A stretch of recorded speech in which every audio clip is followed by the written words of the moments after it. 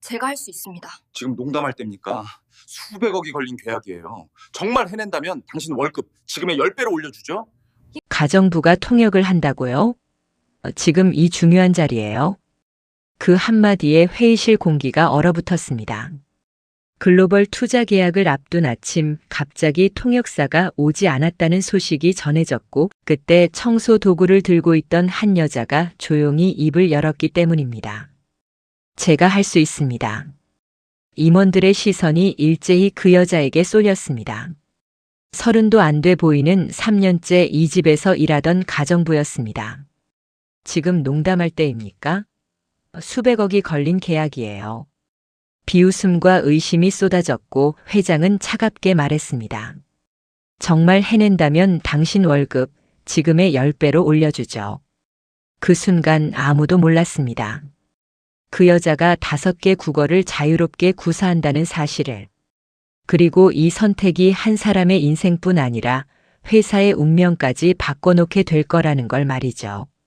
하지만 진짜 이야기는 지금부터 시작입니다. 그날 이후 그녀를 둘러싼 수상한 소문들, 정체불명의 정보 유출, 그리고 회장실에서 들려온 뜻밖의 한마디. 과연 그 가정부는 기회를 잡고 인생을 바꿀 수 있었을까요? 아니면 절대 넘지 말아야 할 선을 넘은 걸까요? 구독과 좋아요를 해주시면 영상 제작에 큰 힘이 될 것 같습니다. 안녕하세요. 저는 서은채입니다. 32살 가정부로 살아온 지 3년째입니다.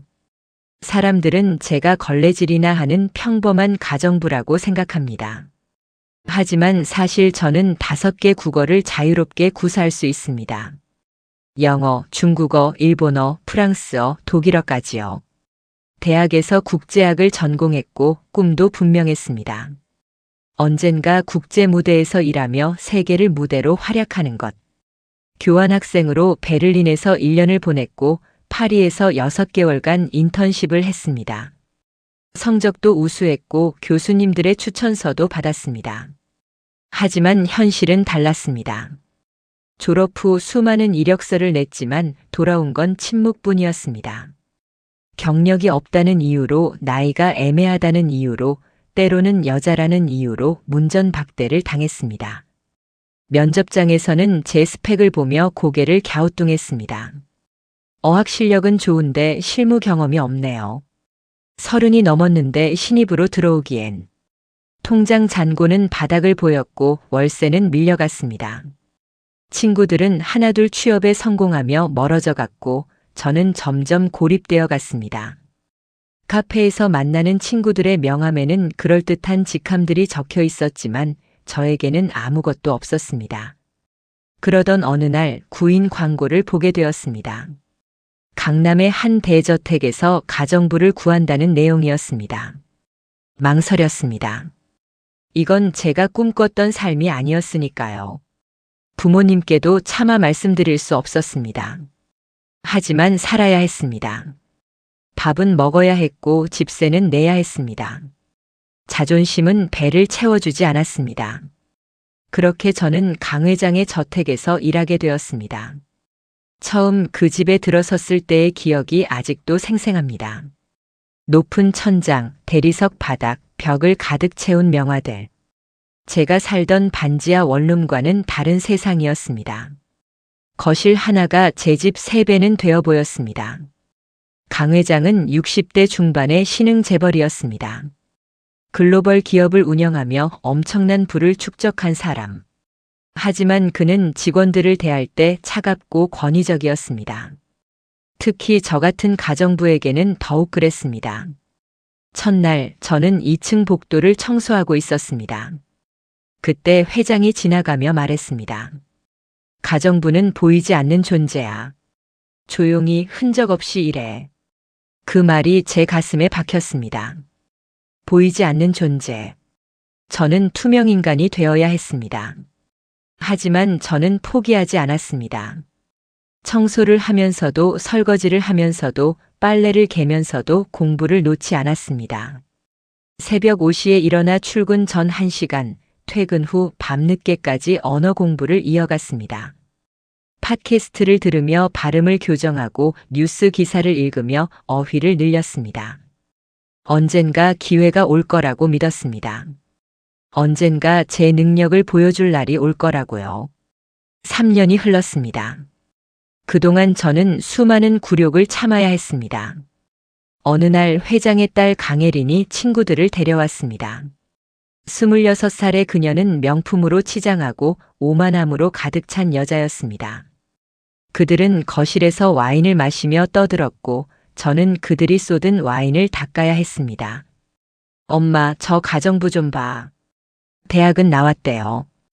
대학 나와서 걸레질이나 하고 있으니 얼마나 무능한 거야? 그들의 웃음소리가 귓가에 맴돌았습니다. 하지만 저는 아무 말도 할 수 없었습니다. 무릎을 꿇고 카펫에 와인 얼룩을 닦으며 눈물을 삼켜야 했습니다. 또 다른 날에는 회장의 부인이 외국인 친구들을 초대했습니다. 그들이 영어로 대화하는 걸 들으며 저는 가슴이 답답했습니다. 저도 저렇게 자유롭게 대화할 수 있는데 아무도 제게 말을 걸지 않았습니다. 저는 그저 티를 나르는 가정부일 뿐이었습니다. 어느 날 저녁 회장이 일본 기업 대표와 식사를 하고 계셨습니다. 일본어로 대화하시는데 미묘한 오해가 생기는 게 보였습니다. 회장의 표정이 굳어지고 상대방도 불편해 보였습니다. 저는 그 자리를 지나가며 정확히 무슨 오해인지 알 수 있었습니다. 하지만 입을 열 수 없었습니다. 저는 보이지 않는 존재니까요. 밤마다 거울을 보며 자문했습니다.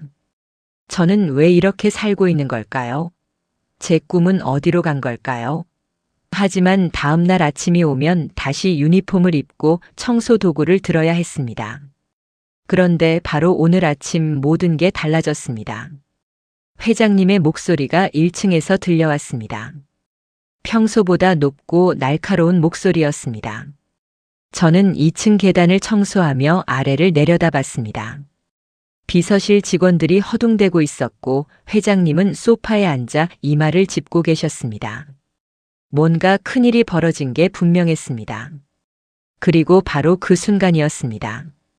제 인생이 완전히 바뀌기 시작한 순간.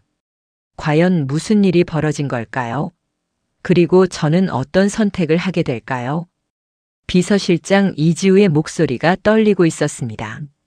40대 초반의 그녀는 항상 냉정하고 완벽한 사람이었는데 지금은 완전히 다른 모습이었습니다. 회장님 죄송합니다.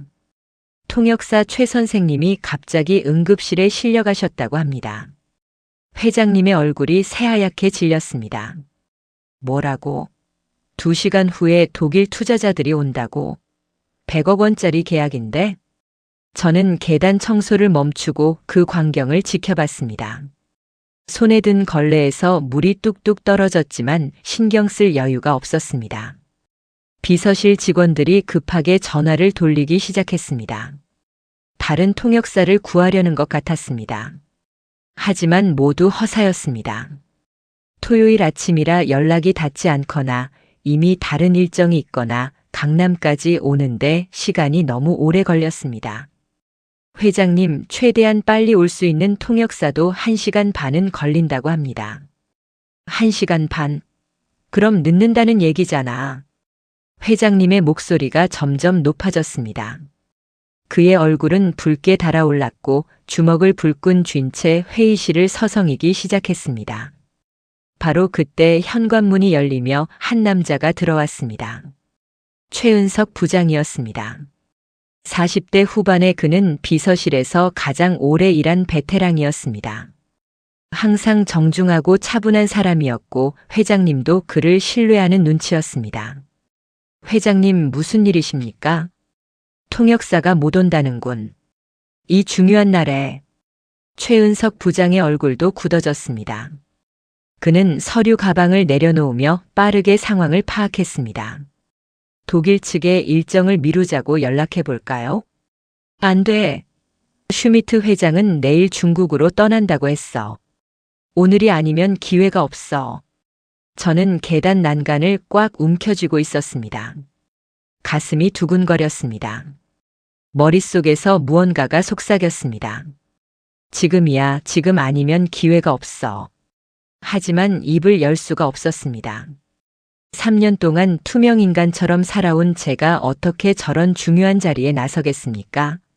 그들이 저를 믿을 리도 없었습니다. 회장님은 소파에 털썩 앉아 한숨을 내쉬었습니다. 60대 중반의 그는 갑자기 10년은 더 늙어 보였습니다. 이번 계약이 무산되면 우리 회사 유럽 진출은 물거품이야. 3년간 준비한 게 다 날아가는 거라고. 이지우 비서실장이 조심스럽게 말했습니다. 회장님, 제가 영어는 할 수 있습니다만. 영어? 슈미트 회장은 독일어로만 비즈니스를 한다고 했어. 그게 그 사람 원칙이야. 독일어로 된 계약서, 독일어로 된 프레젠테이션. 모든 게 독일어라고. 최은석 부장이 휴대폰을 들여다보며 말했습니다. 제가 아는 독일어 전공자에게 연락해 보겠습니다. 시간이 흐를수록 분위기는 더욱 절망적으로 변했습니다. 시계를 보니 1시간 30분 후면 독일 투자자들이 도착할 예정이었습니다. 저는 계단에 주저앉아 있었습니다. 손에서 힘이 빠져 걸레가 바닥에 떨어졌습니다. 제 심장은 미친 듯이 뛰고 있었습니다. 3년 전 대학을 졸업할 때의 제 모습이 떠올랐습니다.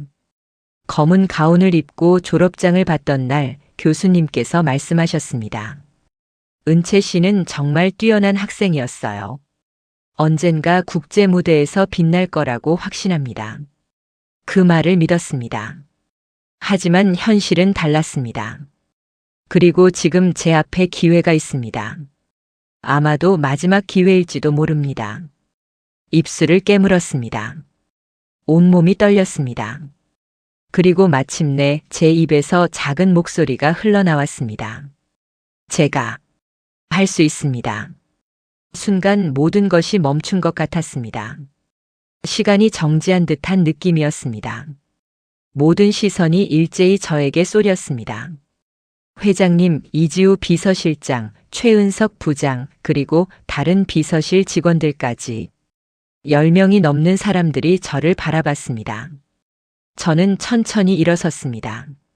무릎이 후들거렸지만 꼿꼿이 섰습니다. 청소 도구를 옆에 내려놓고 한 계단 한 계단 내려갔습니다. 이지우 비서실장이 어이없다는 표정으로 웃었습니다. 지금 뭐라고 하신 거예요? 독일어 통역 제가 할 수 있다고 말씀드렸습니다. 회장님이 눈살을 찌푸리며 저를 위아래로 훑어봤습니다. 그의 눈빛에는 명백한 의심과 불신이 가득했습니다. 가정부가 통역을 한다고? 지금 장난하는 거야? 아닙니다, 회장님. 저는 대학에서 국제학을 전공했고 독일어를 복수 전공했습니다. 베를린 훔볼트 대학교에서 1년간 교환학생으로 공부했습니다. 이지우 비서실장이 비웃듯이 말했습니다. 은채 씨, 농담은 그만하세요. 이건 장난이 아니에요. 100억 원이 걸린 계약이라고요. 하지만 최은석 부장은 달랐습니다. 그가 저를 유심히 바라보고 있었습니다. 뭔가 다른 눈빛이었습니다. 의심보다는 호기심에 가까운 시선이었습니다. 은채 씨, 정말로 독일어를 하실 수 있나요? 네, 부장님. 독일어 능력 시험 최고 등급을 가지고 있습니다. 베를린에서 현지인들과 함께 생활하며 비즈니스 독일어까지 배웠습니다. 회장님이 소파에서 벌떡 일어났습니다. 말도 안 돼. 가정부가 독일어를 한다고. 그것도 비즈니스 독일어를. 회장님, 한번 믿어보시는 게 어떨까요? 최은석 부장이 조심스럽게 말했습니다. 그러자 회장님이 그를 노려봤습니다.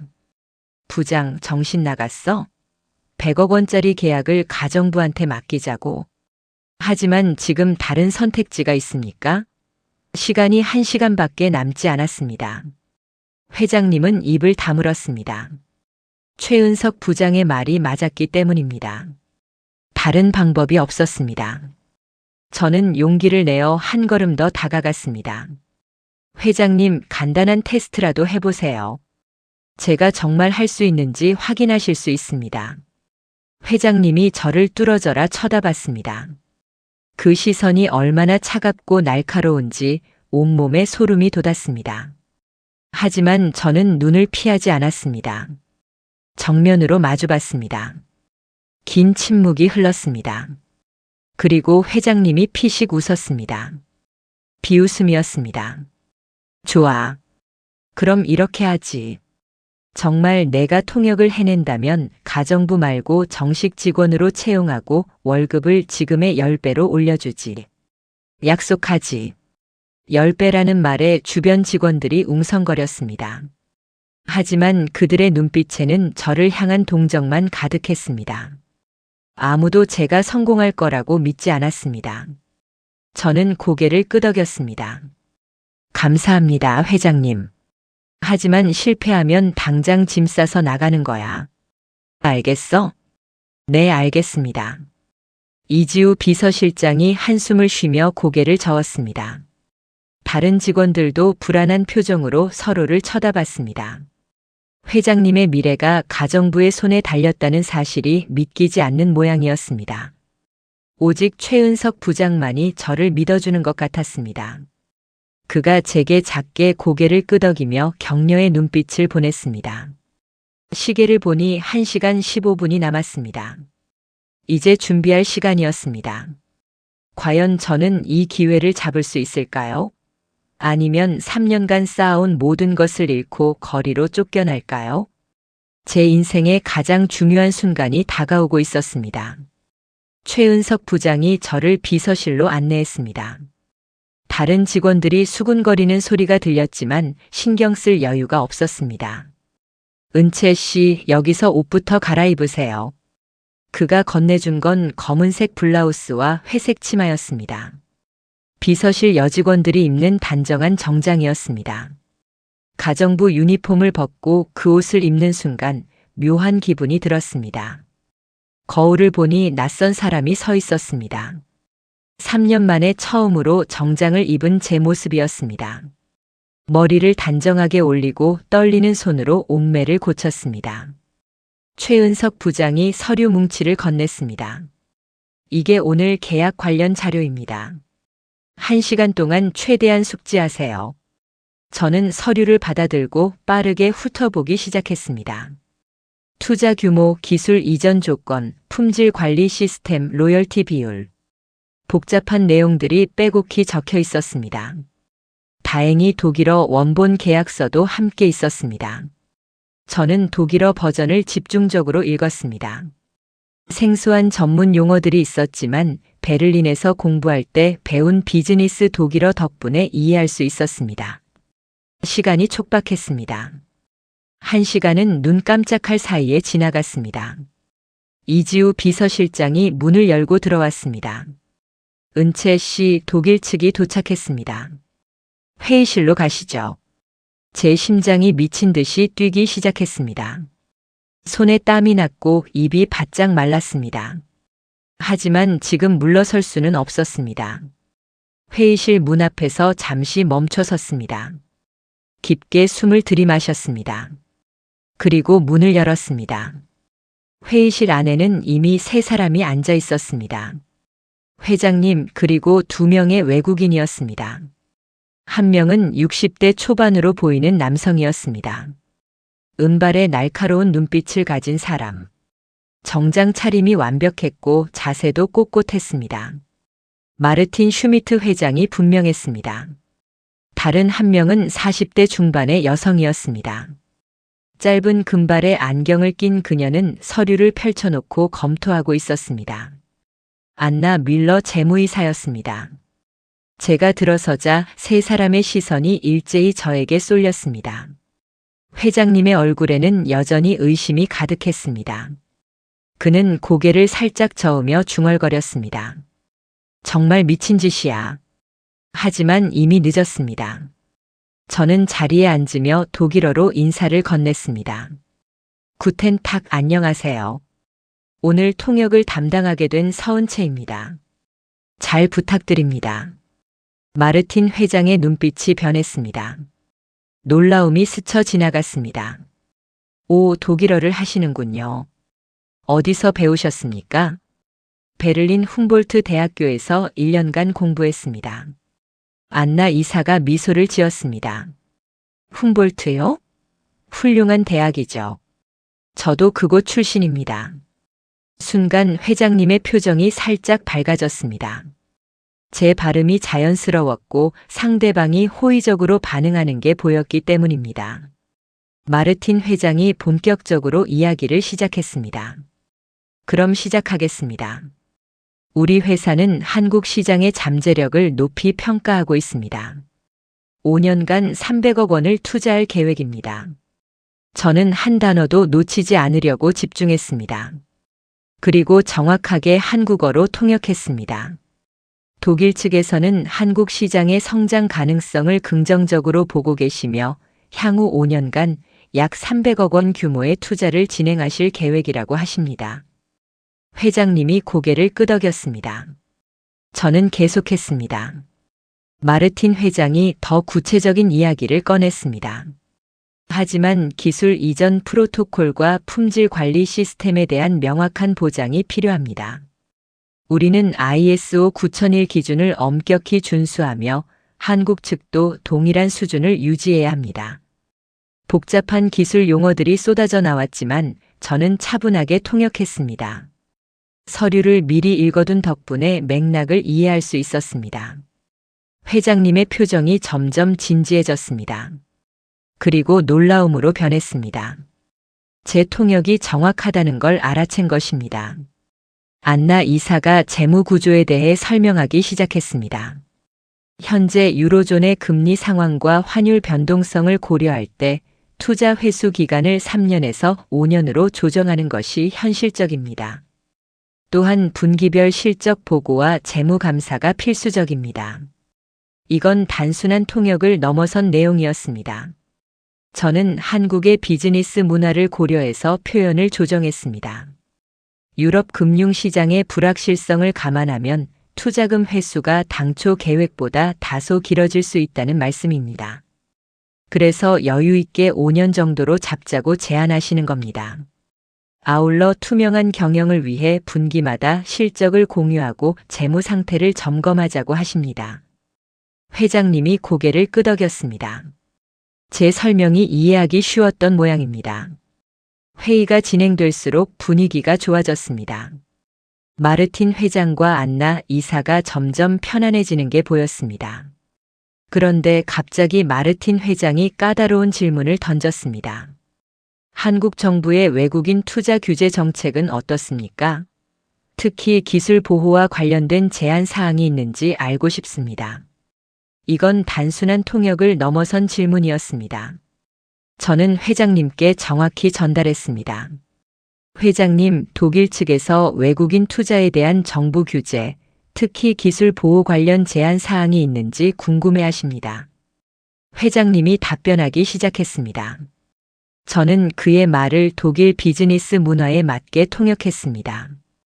독일 사람들은 직설적이고 명확한 정보를 선호한다는 걸 알고 있었습니다. 그래서 불필요한 수식어는 빼고 핵심만 간결하게 전달했습니다. 마르틴 회장이 만족스러운 표정을 지었습니다. 명확한 답변 감사합니다. 회의는 1시간 반 동안 계속되었습니다. 기술적인 내용, 재무적인 내용, 법률적인 내용까지 다양한 주제가 오갔습니다. 저는 단 한 번도 흔들리지 않았습니다. 모든 내용을 정확하게 통역했고 문화적 차이까지 고려해서 전달했습니다. 안나 이사가 독일어로 제게 직접 말했습니다. 통역사분이 정말 훌륭하시네요. 단순히 언어만 옮기는 게 아니라 문화적 맥락까지 설명해 주시니 이해가 훨씬 쉽습니다. 그 말에 제 가슴이 뜨거워졌습니다. 인정받는다는 느낌이었습니다. 회의가 끝나갈 무렵 마르틴 회장이 일어서서 악수를 청했습니다. 오늘 정말 생산적인 회의였습니다. 다음 주에 계약서 초안을 보내드리겠습니다. 회장님의 얼굴에 환한 미소가 번졌습니다. 감사합니다, 슈미트 회장님. 좋은 파트너십을 기대하겠습니다. 마르틴 회장이 나가면서 저에게 명함을 건넸습니다. 혹시 프리랜서로 통역 일을 하십니까? 다음에도 꼭 부탁드리고 싶습니다. 감사합니다. 고려해 보겠습니다. 독일 투자자들이 나간 후 회의실은 조용해졌습니다. 회장님은 의자에 앉은 채 저를 바라보고 있었습니다. 말을 잃은 듯 했습니다. 이지우 비서실장이 작은 목소리로 말했습니다. 은채 씨 정말 대단하셨어요. 최은석 부장은 저를 따뜻한 눈빛으로 바라보고 있었습니다. 처음 보는 표정이었습니다. 회장님이 드디어 입을 열었습니다. 서은채 씨, 정말로 가정부였습니까? 네, 회장님. 그럼 왜 지금까지 이런 능력을 숨기고 있었죠? 그 질문에 저는 한참을 대답하지 못했습니다. 뭐라고 설명해야 할지 몰랐습니다. 꿈을 포기하고 살아온 3년의 시간이 머릿속을 스쳐 지나갔습니다. 수없이 거절당했던 면접들, 무시당했던 순간들, 투명인간처럼 살아야 했던 날들. 기회가 없었습니다, 회장님. 간단한 대답이었지만 제 마음속 깊은 상처가 모두 담겨 있었습니다. 회장님이 잠시 생각하더니 말했습니다. 약속한 대로 정식 직원으로 채용하겠습니다. 월급도 10배로 올려드리죠. 그 순간 제 눈에서 눈물이 날 뻔했습니다. 하지만 꾹 참았습니다. 이지우 비서실장의 표정이 복잡하게 변했습니다. 다른 직원들도 수군거리기 시작했습니다. 하지만 저는 알고 있었습니다. 이건 시작에 불과하다는 것을. 진짜 시련은 지금부터라는 것을.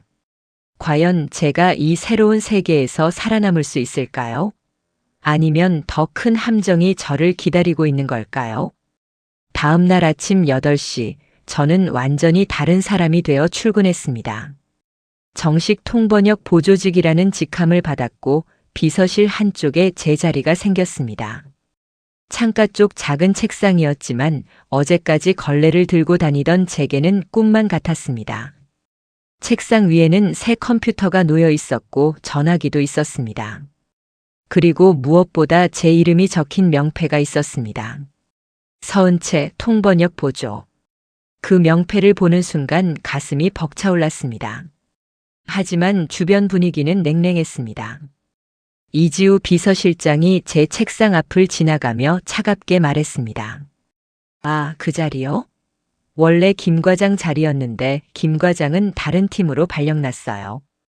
옆자리 직원이 작은 목소리로 속삭였습니다. 김 과장님 여기서 5년 일하셨는데 갑자기 인사팀으로 보내졌대요. 제 가슴이 철렁 내려앉았습니다. 누군가의 자리를 빼앗은 셈이었습니다. 점심시간이 되자 상황은 더 명확해졌습니다.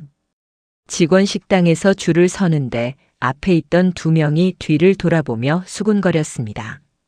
어제까지 걸레질 하던 사람이 갑자기 통역사래. 진짜 운 좋긴 하네. 그러게요. 실력도 제대로 확인 안 해보고 바로 정직원이라니. 좀 이상하지 않아요? 혹시 회장님이랑 뭔가 있는 거 아냐? 그렇지 않고서야. 저는 조용히 음식을 담아 구석 자리에 앉았습니다. 혼자 먹는 점심이 이렇게 쓸쓸할 줄 몰랐습니다. 그런데 누군가 제 앞에 앉았습니다. 최은석 부장이었습니다. 은채 씨 괜찮아요? 네, 괜찮습니다. 처음엔 다 그래요. 시간이 지나면 나아질 거예요. 그의 따뜻한 말에 마음이 조금 가벼워졌습니다. 바로 그때 이지우 비서실장이 저희 테이블로 다가왔습니다. 부장님, 오후에 중국 업체 미팅 있잖아요. 중국어 통역은 어떻게 할 거예요? 은근히 저를 테스트하는 느낌이었습니다. 최은석 부장이 대답했습니다. 은채 씨가 중국어도 가능하다고 했는데요. 이지우 비서실장이 의미심장한 미소를 지었습니다. 아, 그래요? 그럼 오늘은 좀 더 어려운 테스트가 될 것 같네요. 베이징 본사에서 직접 오시는 분들이거든요. 그녀의 목소리에는 도전과 의심이 섞여 있었습니다. 오후 3시 중국 업체 대표들이 도착했습니다. 베이징에서 온 리웨이 부사장과 상하이 지사장 왕민이었습니다. 둘 다 50대 후반으로 보였고 얼굴에는 까다로움이 가득했습니다. 회의실에 들어서자 리웨이 부사장이 날카로운 눈빛으로 저를 훑어봤습니다. 그리고 중국어로 물었습니다. 당신은 몇 살이고 통역 경력은 얼마나 되나요? 32살이고 정식 통역은 이번이 2번째입니다. 하지만 중국어는 7년째 공부하고 있습니다. 솔직하게 대답했습니다. 거짓말을 할 이유가 없었습니다. 리웨이 부사장과 왕밍 지사장이 서로 눈빛을 주고받았습니다. 불안한 신호였습니다. 회의가 시작되자 상황은 더욱 어려워졌습니다. 리웨이 부사장이 일부러 복잡한 중국 관용구를 섞어가며 말하기 시작했습니다. 우리는 36개 상책으로 가려고 합니다. 한국 시장은 호랑이 굴에 들어가야 호랑이를 잡는다는 각오가 필요해요. 중국 고사성어였습니다. 단순히 직역하면 의미가 전혀 전달되지 않습니다. 저는 깊게 숨을 들이마셨습니다. 그리고 한국 상황에 맞게 풀어서 설명했습니다. 리웨이 부사장님 말씀은 신중하게 접근하되 과감한 투자도 필요하다는 뜻입니다. 위험을 감수해야 큰 성과를 얻을 수 있다고 하시는 겁니다. 회장님이 고개를 끄덕이며 이해했다는 표정을 보였습니다. 하지만 진짜 시험은 지금부터였습니다. 왕밍 지사장이 더 어려운 질문을 던졌습니다. 한국의 정문화를 어떻게 비즈니스에 활용할 수 있을까요? 이건 단순한 통역을 넘어선 문화 해석이 필요한 질문이었습니다. 저는 잠시 생각한 후 대답했습니다. 지사장님, 한국의 정문화는 신뢰 관계를 의미합니다. 중국의 관시와 비슷한 개념입니다. 비즈니스에서는 장기적인 파트너십을 중시한다는 뜻으로 이해하시면 됩니다. 왕밍 지사장의 표정이 밝아졌습니다. 아, 그렇다면 우리도 관시로 접근하면 되겠네요. 회의는 2시간 동안 계속되었습니다. 복잡한 계약 조건들, 기술적인 세부 사항들, 그리고 문화적 차이들까지 다뤄야 했습니다. 저는 한 번도 흔들리지 않았습니다. 중국어와 한국어를 자유롭게 오가며 정확하게 통역했습니다. 회의가 끝난 후 리웨이 부사장이 저에게 말했습니다. 통역사님 정말 훌륭하십니다. 문화적 차이까지 설명해 주셔서 이해가 쉬웠어요. 하지만 중국 업체분들이 나간 후 분위기는 달랐습니다. 이지우 비서실장이 독한 눈빛으로 저를 바라봤습니다. 은채 씨, 통역할 때 자기 의견을 너무 많이 섞는 것 같아요. 죄송합니다. 그냥 이해하기 쉽게 설명하려고 했습니다. 통역사는 기계처럼 정확하게만 전달하면 돼요. 괜한 해석은 오히려 방해가 될 수 있어요. 그녀의 말에 다른 직원들도 고개를 끄덕였습니다. 저는 할 말을 잃었습니다. 최은석 부장이 나섰습니다. 지우 실장, 오늘 미팅 결과는 어땠습니까? 중국 측에서 매우 만족해했던 것 같은데요. 그건 그렇긴 하지만요. 그럼 은채 씨 통역이 도움이 된 거 아닙니까? 이지우 비서실장은 더 이상 말하지 않았습니다. 하지만 그녀의 눈빛은 여전히 차가웠습니다. 퇴근 시간까지 시선들은 계속 따가웠습니다. 복사기 앞에서 서류를 뽑고 있는데 뒤에서 수군거리는 소리가 들렸습니다. 가정부 출신이 하루아침에 통역사래요. 회장님이 충동적으로 결정하신 것 같은데 얼마나 갈까요? 한 달? 아니면 일주일? 그들의 웃음소리가 귓가에 맴돌았습니다. 집에 가는 지하철 안에서 친구 수진이에게 전화를 걸었습니다. 수진아, 나 정말 힘들어. 은채야, 괜찮아. 처음엔 다 그래. 너 실력 있잖아.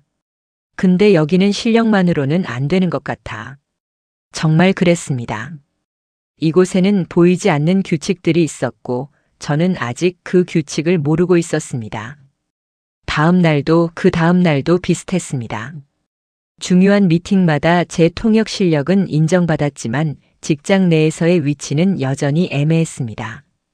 그런데 일주일이 지난 어느 날 이상한 일이 일어났습니다.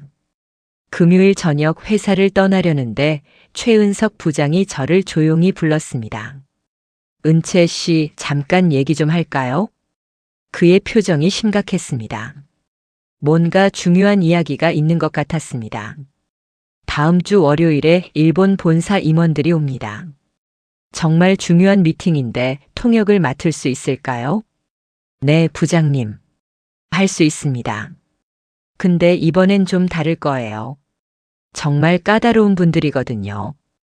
일본 측 전무가 직접 오시는데 그분은 아주 세세한 것까지 따지는 스타일입니다. 최은석 부장이 목소리를 낮췄습니다. 그리고 하나 더. 이번 미팅이 잘못되면 일본 본사와의 합작 프로젝트가 무산될 수도 있어요. 우리 회사 미래가 걸린 거나 마찬가지죠. 제 어깨가 무거워졌습니다. 알겠습니다.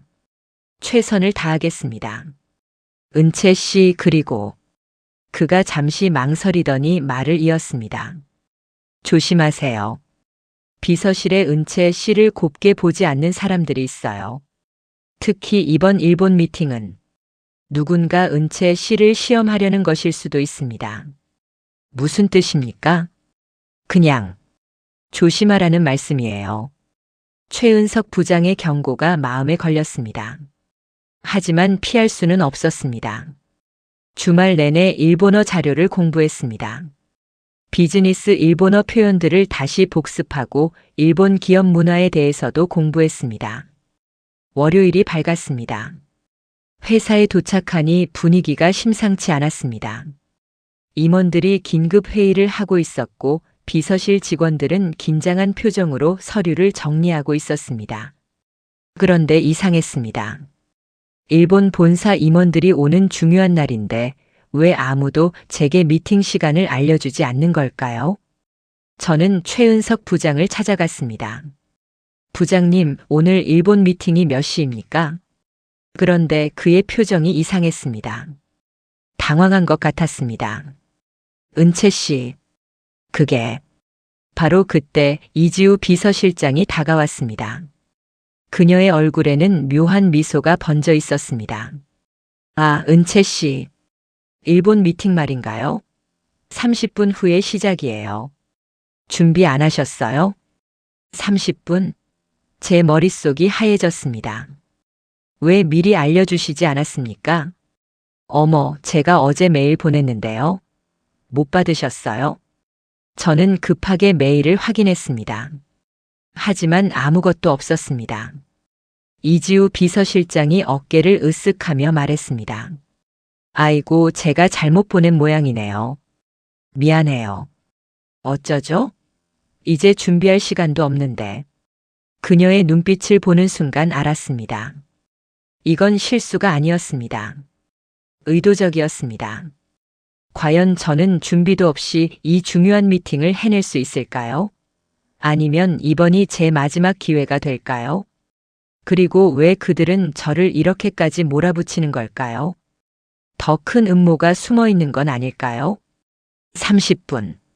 준비할 시간이 고작 30분밖에 남지 않았습니다. 저는 급하게 비서실로 뛰어갔습니다.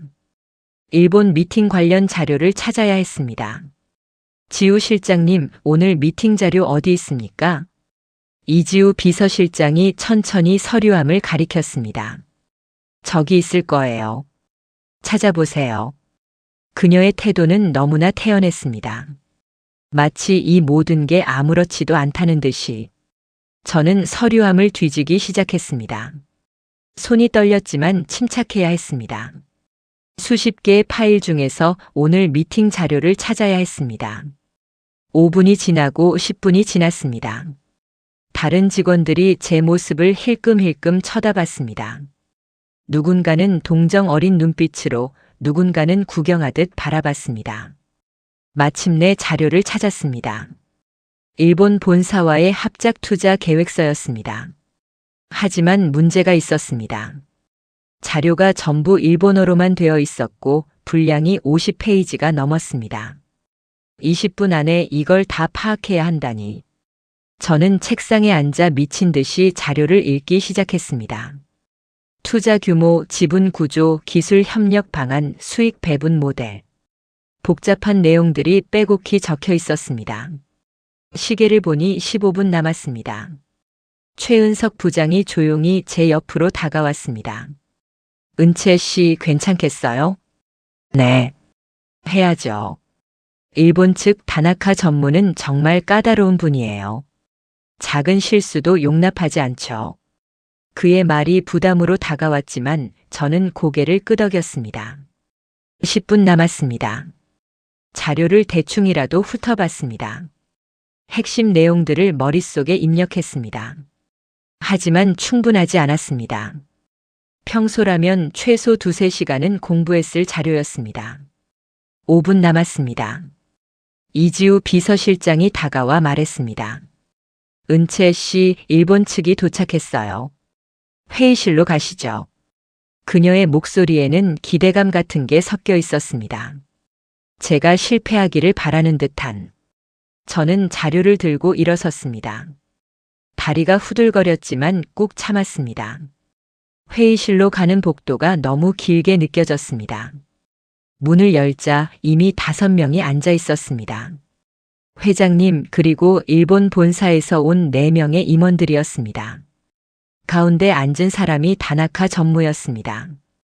60대 초반으로 보이는 그는 짧은 백발에 날카로운 눈빛을 가진 사람이었습니다. 완벽하게 다림질된 정장을 입고 있었고 자세도 꼿꼿했습니다. 그의 옆에는 3명의 부하 직원들이 앉아 있었습니다. 모두 긴장한 표정이었습니다.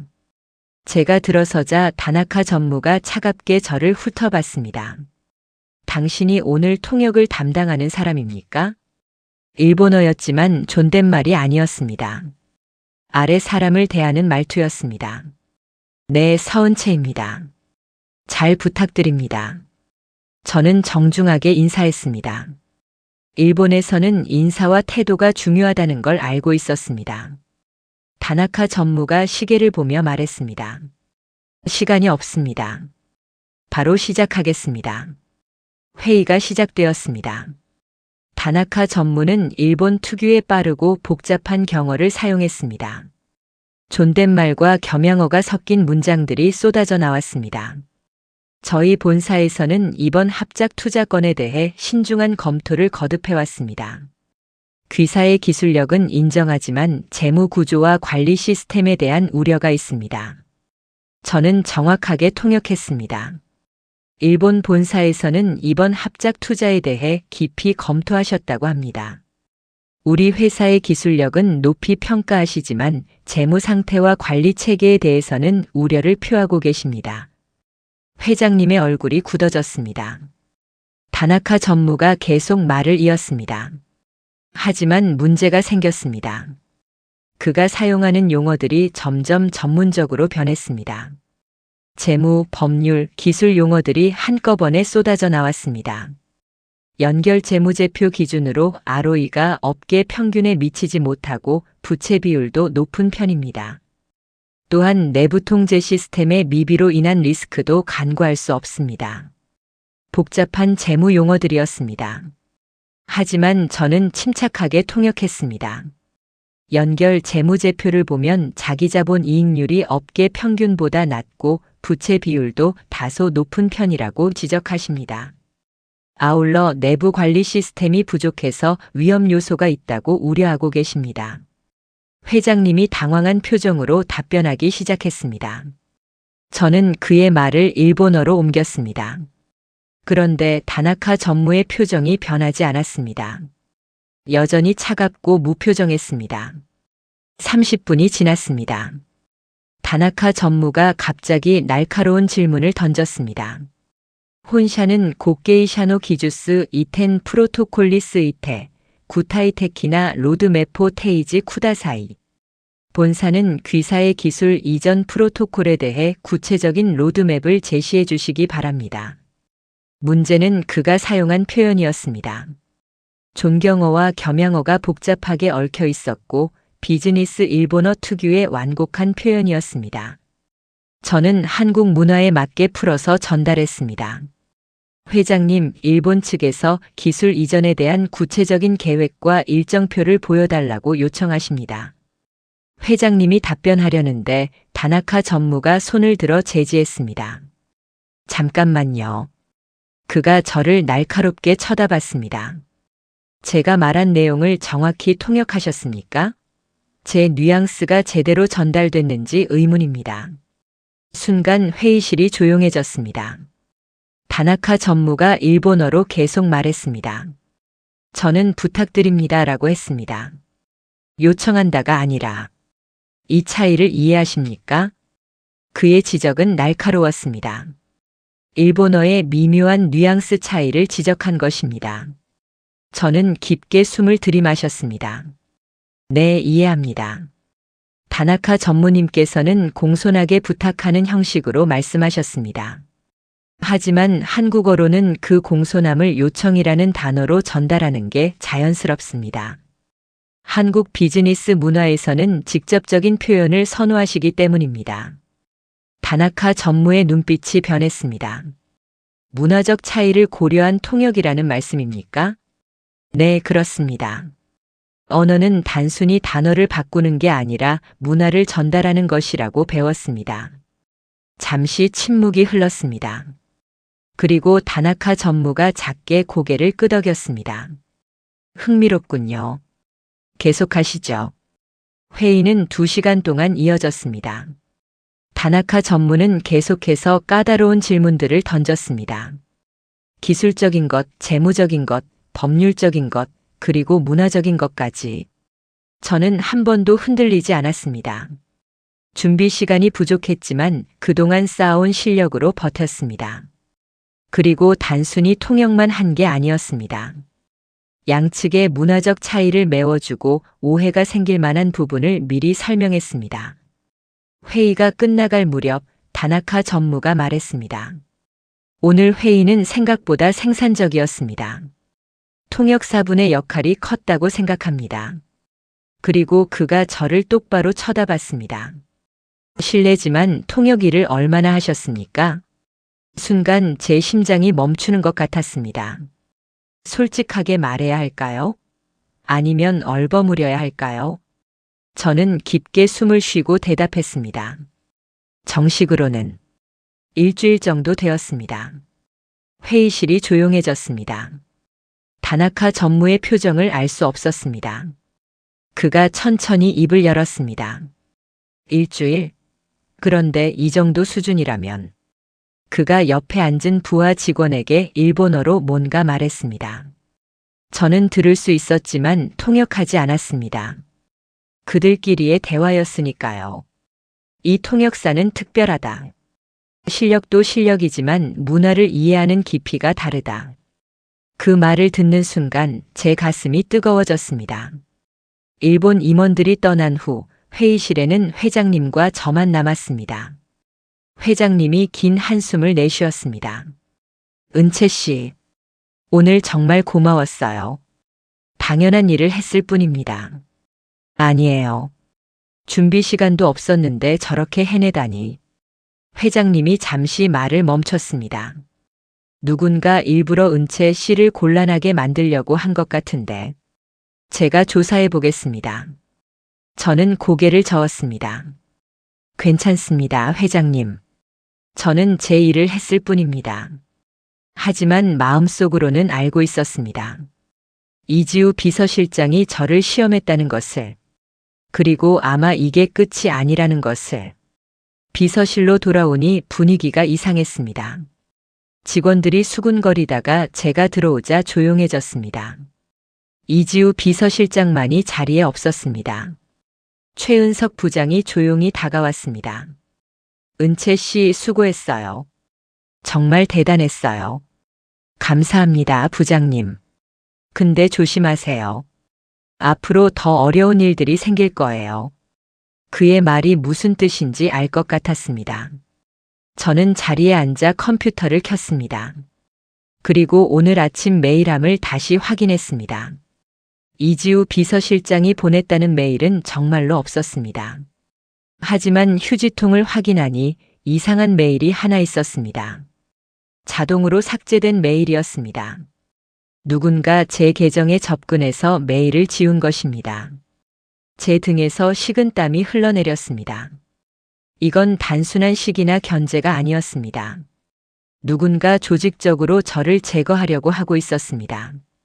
과연 누구일까요? 이지우 비서실장만일까요? 아니면 더 큰 배후가 있는 걸까요? 그리고 다음에는 어떤 함정이 저를 기다리고 있을까요? 저는 알 수 없었습니다. 하지만 한 가지는 확실했습니다.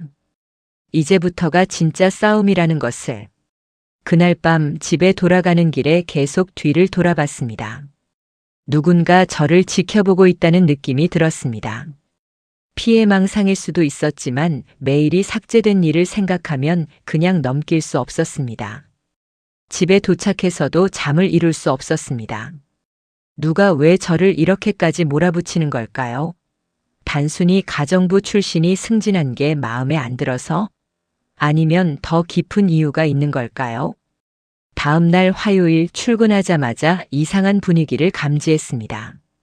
비서실 직원들이 모여서 웅성거리고 있었고 저를 보자 급하게 대화를 멈췄습니다. 무슨 일입니까? 아무도 대답하지 않았습니다. 최은석 부장이 다급하게 다가왔습니다. 은채 씨 회장님이 급하게 찾으세요. 무슨 일인데요? 가보면 알 거예요. 빨리요. 그의 표정이 심각했습니다. 회장실로 가는 동안 가슴이 두근거렸습니다. 뭔가 큰일이 생긴 게 분명했습니다. 문을 열고 들어서자 회장님이 책상 앞에서 서류를 내려치고 계셨습니다. 이게 대체 무슨 일이요? 그의 얼굴은 붉게 달아올라 있었고 눈에는 분노가 가득했습니다. 회장님 어제 일본과의 계약이 무산됐소. 제 머릿속이 하얘졌습니다. 네. 어제 회의는 잘 끝난 걸로 알고 있는데요. 다나카 전무한테서 아침에 연락이 왔어요. 우리 회사를 신뢰할 수 없다는 겁니다. 회장님이 책상 위에 서류를 집어 던졌습니다. 이유가 뭡니까? 어제 회의에서는 긍정적이었잖아요. 내부 정보가 유출됐다는 겁니다. 어제 회의 내용이 경쟁사로 새어나갔다고 하더군요. 제 온몸이 얼어붙었습니다.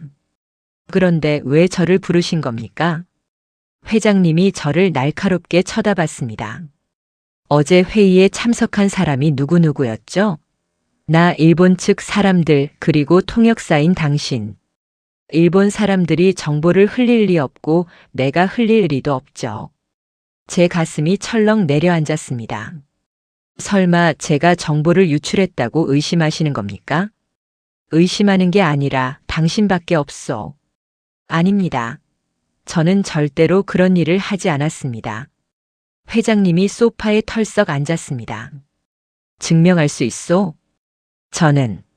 저는 말문이 막혔습니다. 어떻게 증명하죠? 제가 하지 않았다는 걸 어떻게 보여드리죠? 바로 그때 문이 열리며 이지우 비서실장이 들어왔습니다. 회장님, 보안팀에서 조사 결과가 나왔습니다. 뭐라고 하던가? 어제 저녁 8시경 은채 씨의 컴퓨터에서 회의 자료가 외부 메일로 발송된 기록이 있다고 합니다. 제 심장이 멈추는 것 같았습니다. 그럴 리가 없습니다. 저는 어제 저녁 7시에 퇴근했어요. 이지우 비서실장이 태블릿을 회장님께 건넸습니다. 보안 로그입니다. 은채 씨 계정으로 8시 15분에 로그인했고 8시 23분에 파일이 전송됐습니다. 누군가 제 계정을 해킹한 겁니다. 저는 그때 집에 있었어요. 회장님이 한숨을 깊게 내쉬었습니다. 증명할 수 있소? 당신이 그때 집에 있었다는 걸? 저는 CCTV나 교통카드 기록을 확인하면 그것만으로는 부족해요. 누군가 당신 대신 퇴근했을 수도 있죠.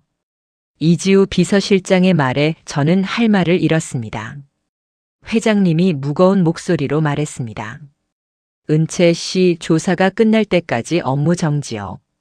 당장 집에 가서 대기하시오. 회장님, 나가세요. 저는 비틀거리며 회장실을 나왔습니다. 복도를 걸어 나오는데 모든 직원들이 저를 쳐다봤습니다. 그들의 눈빛에는 의심과 비난이 가득했습니다. 역시 그랬군. 가정부 출신이 뭘 알겠어. 돈에 눈이 멀었나 봐. 수군거리는 소리들이 귓가에 맴돌았습니다. 최은석 부장이 급하게 쫓아왔습니다. 은채 씨, 잠깐만요. 부장님, 저는 믿어요. 은채 씨가 그런 짓을 할 사람이 아니라는 거. 그의 말에 눈물이 날 뻔했습니다. 누군가 저를 함정에 빠뜨렸어요. 분명히. 알아요. 제가 조사해 볼게요. 지금은 일단 집에 가서 쉬세요. 저는 고개를 끄덕이고 회사를 나왔습니다. 집으로 가는 지하철 안에서 눈물이 쏟아졌습니다. 참으려 했지만 참을 수 없었습니다. 겨우 잡은 기회였는데 이렇게 무너지는 걸까요? 집에 도착해서 침대에 누웠습니다. 천장만 멍하니 바라봤습니다. 핸드폰이 울렸습니다. 친구 수진이었습니다. 은채야, 괜찮아? 어떻게 알았어? 회사 소문 빨리 퍼지잖아. 내 친구가 그 회사 다니는데. 저는 모든 걸 털어놨습니다. 수진이가 분노하며 말했습니다. 누가 봐도 누명이잖아. 그 이지우라는 사람이 수상해. 분명히 그 사람이 꾸민 거야. 증거가 없어. 내 컴퓨터에서 발송된 게 사실이니까. 은채야, 포기하면 안 돼. 싸워야 해. 하지만 어떻게 싸우죠? 상대는 조직이고 저는 혼자인데. 이틀이 지났습니다. 회사에서는 아무런 연락이 없었습니다. 저는 집에서 하루 종일 누워만 있었습니다. 세 번째 날 아침 핸드폰이 울렸습니다. 최은석 부장이었습니다. 은채 씨, 지금 어디세요? 집에 있는데요. 지금 당장 회사로 오세요. 빨리요. 무슨 일인데요? 와보면 알아요. 서둘러요. 그의 목소리에 급박함이 묻어났습니다. 저는 급하게 옷을 갈아입고 회사로 향했습니다. 회사에 도착하니 분위기가 심상치 않았습니다. 경찰차가 2대나 서 있었고 직원들이 밖으로 몰려나와 있었습니다. 무슨 일이에요? 한 직원이 흥분된 목소리로 말했습니다. 내부 배신자를 잡았대요. 정보를 판 사람. 제 심장이 뛰기 시작했습니다. 누군데요? 총무팀 박 과장이래요. 몇 년 동안 회사 기밀을 경쟁사에 팔아왔대요. 박 과장? 40대 중반의 베테랑 직원이었습니다. 최은석 부장이 저를 발견하고 달려왔습니다. 은채 씨, 다행이에요. 진범을 잡았어요. 정말요? 그럼 저는 무죄예요. 보안팀에서 정밀 조사를 했더니 은채 씨 계정이 해킹당한 게 밝혀졌어요. 박 과장이 해킹 프로그램을 이용해서 여러 직원들의 계정으로 정보를 빼돌렸던 거예요. 제 눈에서 눈물이 쏟아졌습니다. 그럼 저는 이제 회장님이 찾으세요. 올라가세요. 회장실로 올라갔습니다. 회장님이 저를 보자 일어서서 고개를 숙였습니다. 은채 씨, 정말 미안했소. 의심해서. 괜찮습니다, 회장님. 박 과장이 자백했어요. 몇 년 동안 회사 정보를 경쟁사에 팔아왔다고. 일본 미팅 건도 그가 흘린 거였어요. 다행이네요. 회장님이 잠시 망설이더니 말했습니다. 은채 씨, 그리고 보안팀 조사 중에 다른 것도 밝혀졌어요. 네. 은채 씨 메일이 삭제된 건 그리고 여러 가지 방해 공작들. 배후가 있었어요. 제 가슴이 두근거렸습니다. 누구입니까? 회장님이 무거운 표로 말했습니다. 이지우 비서실장이었습니다. 순간 머릿속이 하얘졌습니다. 이지우 실장이. 왜요? 은채 씨가 승진하면서 자기 위치가 위태로워진다고 생각했나 봐요. 그래서 은채 씨를 몰아내려고 여러 가지 방해를 했던 거죠. 그럼 지금 이미 해고 조치했습니다. 경찰 조사도 받고 있고요. 저는 말을 잃었습니다. 모든 게 이지우 비서실장의 짓이었다니. 회장님이 계속 말했습니다. 은채 씨, 정말 고생 많았어요. 그리고 미안했어요. 제가 너무 성급하게 판단했습니다. 이해합니다, 회장님. 보상을 하고 싶어요.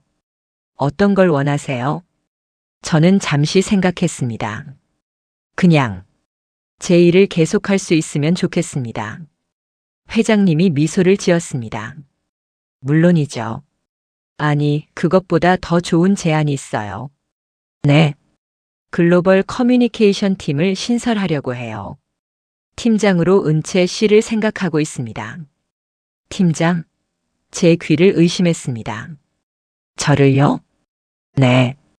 은채 씨만한 적임자가 없어요.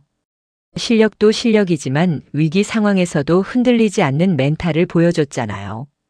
제 눈에서 다시 눈물이 흘렀습니다. 이번에는 기쁜 눈물이었습니다. 그날 오후 전체 직원 회의가 열렸습니다. 회장님이 직접 발표했습니다. 내부 배신자를 검거했고 잘못된 의심에 대해 사과드립니다. 특히 서은채 씨에게는 깊이 사과드립니다. 모든 직원들이 저를 쳐다봤습니다. 그리고 글로벌 커뮤니케이션 팀을 신설하고 서은채 씨를 초대 팀장으로 임명합니다. 박수 소리가 울려 퍼졌습니다. 하지만 모든 박수가 진심은 아니었습니다. 여전히 저를 곱지 않게 보는 사람들도 있었습니다. 회의가 끝난 후 최은석 부장이 다가왔습니다. 축하해요, 은채 팀장. 부장님 덕분입니다. 부장님이 믿어주지 않았으면 당연한 거예요. 은채 씨는 그럴 사람이 아니니까요. 그날 밤 집으로 가는 길에 하늘을 올려다봤습니다. 별이 유난히 많이 보였습니다. 3년 전 가정부가 되던 그날 밤에도 이렇게 별을 봤었습니다. 그때는 절망스러웠지만 지금은 달랐습니다. 시련을 겪었지만 결국 이겨냈습니다. 그리고 이제 진짜 시작입니다. 팀장으로서의 새로운 도전이 기다리고 있습니다. 과연 제가 잘 해낼 수 있을까요?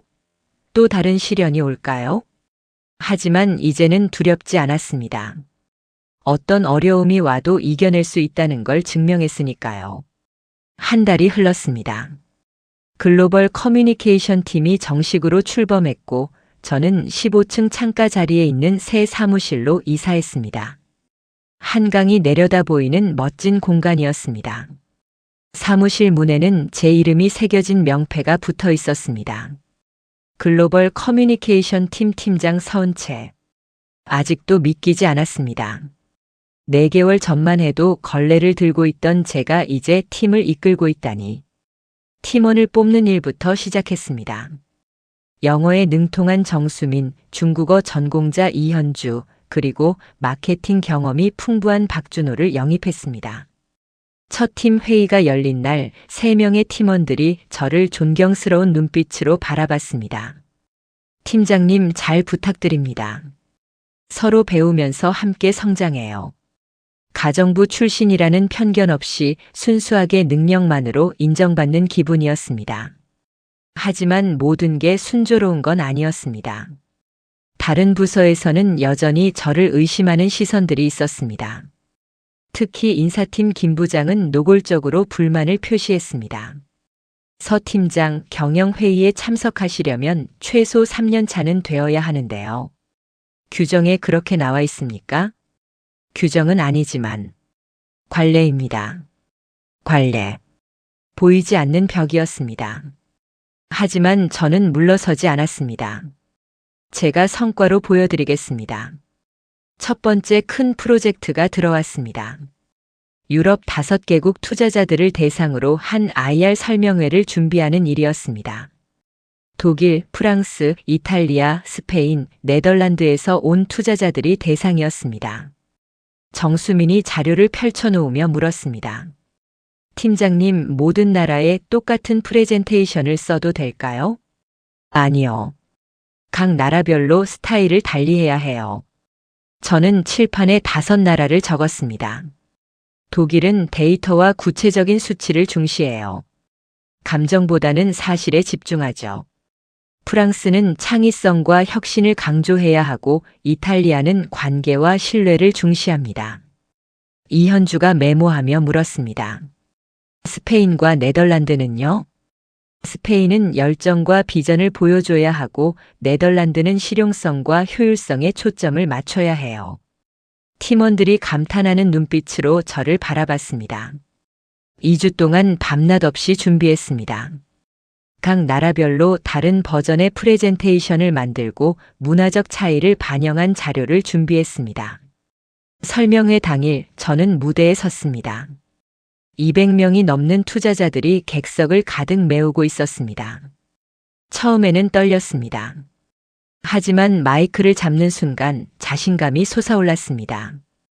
독일 투자자들 앞에서는 구체적인 수치와 데이터를 제시했습니다. 지난 5년간 연평균 성장률 27%, ROE 18.5%, 부채 비율은 업계 평균 대비 15% 낮은 수준입니다. 프랑스 투자자들 앞에서는 혁신적인 기술과 창의적인 비전을 강조했습니다. 우리는 단순히 제품을 파는 게 아니라 미래를 만들어가고 있습니다. 이탈리아 투자자들과는 개인적인 대화 시간을 가졌습니다. 신뢰 관계를 쌓는 게 가장 중요하다는 걸 알고 있었으니까요. 설명회는 대성공이었습니다. 독일의 한 투자자가 다가와 악수를 청했습니다. 정말 인상적이었습니다. 각 나라의 문화를 이렇게 정확히 이해하고 계신 분은 처음 봤어요. 프랑스 투자 펀드 대표도 명함을 건넸습니다. 한국 기업의 글로벌 감각이 이 정도일 줄 몰랐습니다. 투자를 적극 검토하겠습니다. 회장님이 무대 뒤에서 기다리고 계셨습니다. 은채 팀장, 정말 대단했어요. 감사합니다, 회장님. 이번 설명회로 최소 500억 원 이상의 투자를 유치할 것 같아요. 그날 저녁 팀원들과 함께 회식을 했습니다. 팀장님 정말 멋있었어요. 우리 팀이 회사에서 제일 잘 나가는 팀이 될 것 같아요. 팀원들의 밝은 얼굴을 보니 뿌듯했습니다. 하지만 그날 밤 늦게 집에 돌아왔을 때 이상한 메시지가 와 있었습니다. 발신자 번호는 표시되지 않았습니다. 조심하세요. 당신을 노리는 사람이 있습니다. 제 등에 소름이 돋았습니다. 누구일까요? 이지우 비서실장은 이미 해고됐는데 다른 누군가가 또 있다는 건가요? 다음 날 아침 출근하자마자 이상한 분위기를 감지했습니다. 복도에서 마주친 직원들이 수군거리며 저를 피해갔습니다. 사무실에 들어서자 정수민이 긴장한 얼굴로 다가왔습니다. 팀장님, 이거 보셨어요? 그녀가 건넨 건 온라인 기사였습니다. 제목이 제 눈을 찔렀습니다. 글로벌 기업 신입 팀장의 충격적인 과거. 가정부 출신으로 밝혀져. 기사 내용은 더 자극적이었습니다. 어기업의 글로벌 커뮤니케이션 팀 서모 팀장이 불과 4개월 전까지 같은 회사에서 가정부로 일했던 것으로 드러났다. 업계 관계자들은 실력보다는 다른 이유로 승진한 게 아니냐는 의혹을 제기하고 있다. 제 손이 떨렸습니다. 누가 이런 기사를? 박준호가 분노하며 말했습니다. 회사 내부 사람이 아니면 이런 정보를 알 수가 없어요. 누군가 일부러 흘린 거예요. 바로 그때 회장님 비서로부터 전화가 왔습니다. 은채 팀장님, 지금 당장 회장실로 와주세요. 회장실로 가는 복도가 너무 길게 느껴졌습니다. 문을 열자 회장님과 함께 여러 명의 임원들이 앉아 있었습니다. 분위기가 차가웠습니다. 회장님이 무거운 목소리로 말했습니다. 은채 팀장, 오늘 아침 기사 봤죠? 네, 회장님. 인사 담당 상무가 차갑게 말했습니다. 이 기사 때문에 회사 이미지에 큰 타격을 입었습니다. 주가도 하락했고요. 죄송합니다. 죄송하다고 해결될 문제가 아닙니다. 팀장님의 과거를 숨기고 승진시킨 건 회사의 실수였던 것 같습니다. 제 가슴이 철렁 내려앉았습니다. 회장님이 손을 들어 제지했습니다. 상무, 잠깐만요. 그리고 저를 바라봤습니다.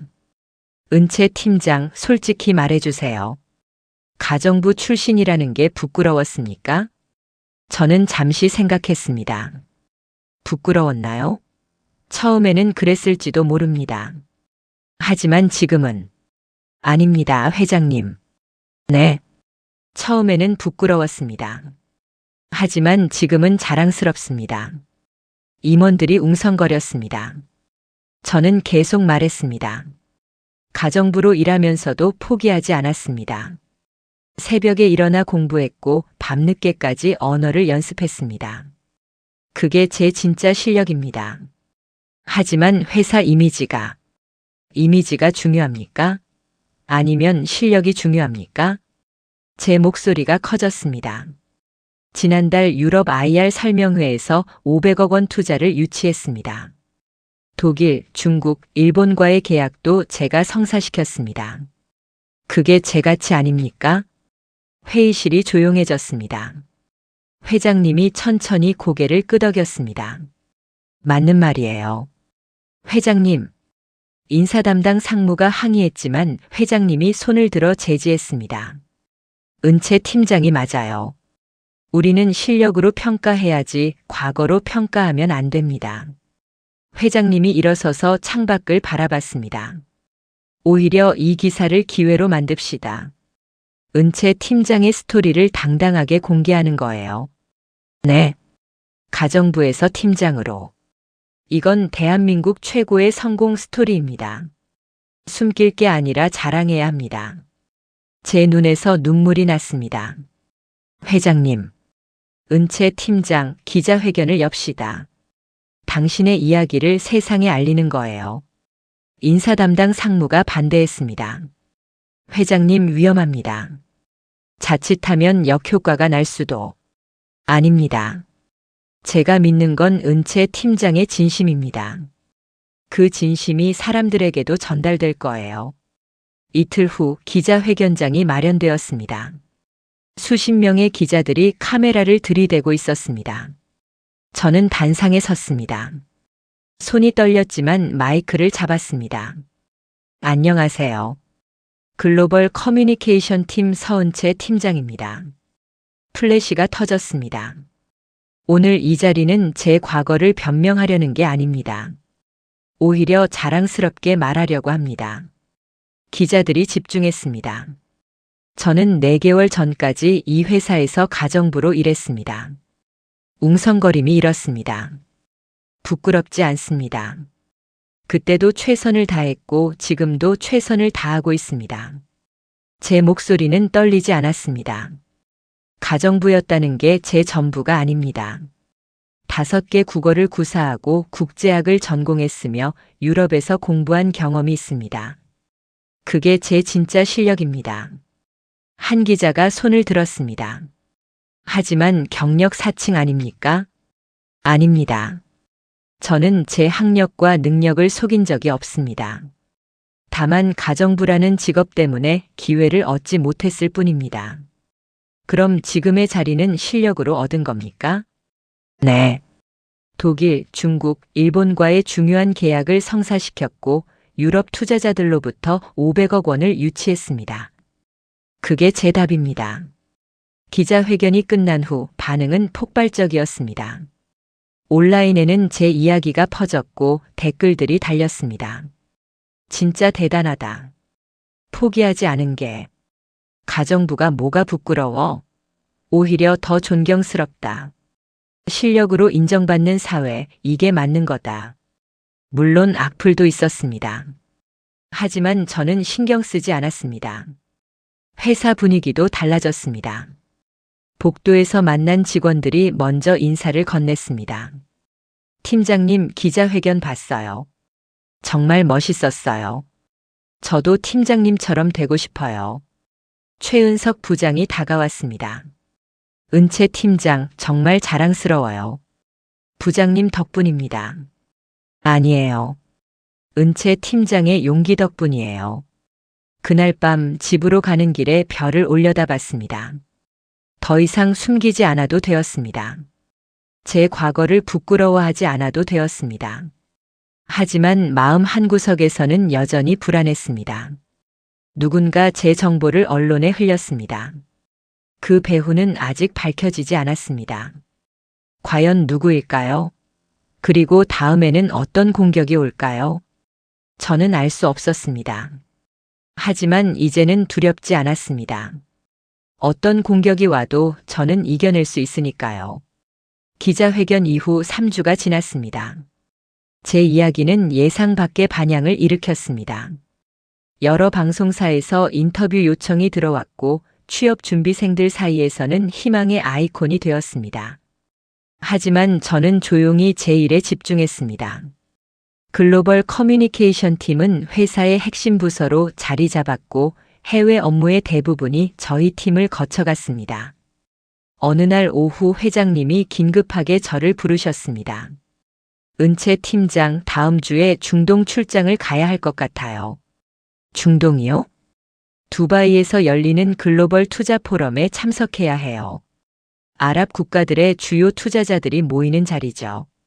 제 가슴이 두근거렸습니다. 중동은 제가 가장 도전해보고 싶었던 시장이었습니다. 아랍어도 가능하신가요? 기본적인 회화는 가능합니다. 대학 시절에 6개월 정도 배웠습니다. 회장님이 만족스러운 표를 지었습니다. 완벽하네요.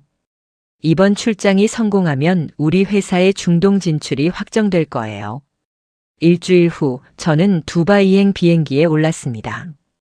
회장님과 함께 1등석에 앉았습니다. 불과 5개월 전에는 상상도 못했던 일이었습니다. 비행기 안에서 회장님이 조용히 말씀하셨습니다. 은채 팀장, 솔직히 처음에는 의심했어요. 알고 있습니다. 하지만 지금은 다릅니다. 당신은 우리 회사의 가장 소중한 자산이에요. 그 말에 제 가슴이 뜨거워졌습니다. 두바이에 도착하니 사막 위에 세워진 화려한 도시가 펼쳐졌습니다. 마천루들이 하늘을 찌르듯 솟아있었고 황금빛 석양이 도시를 물들이고 있었습니다. 호텔도 최고급이었습니다. 62층 스위트룸에서 내려다본 야경은 숨이 막힐 정도로 아름다웠습니다. 다음 날 아침 투자 포럼이 시작되었습니다. 거대한 컨벤션 홀에는 중동과 유럽, 아시아의 투자자들이 가득했습니다.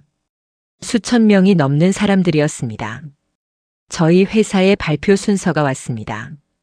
회장님이 무대에 올라 프레젠테이션을 시작했고 저는 옆에서 통역을 담당했습니다.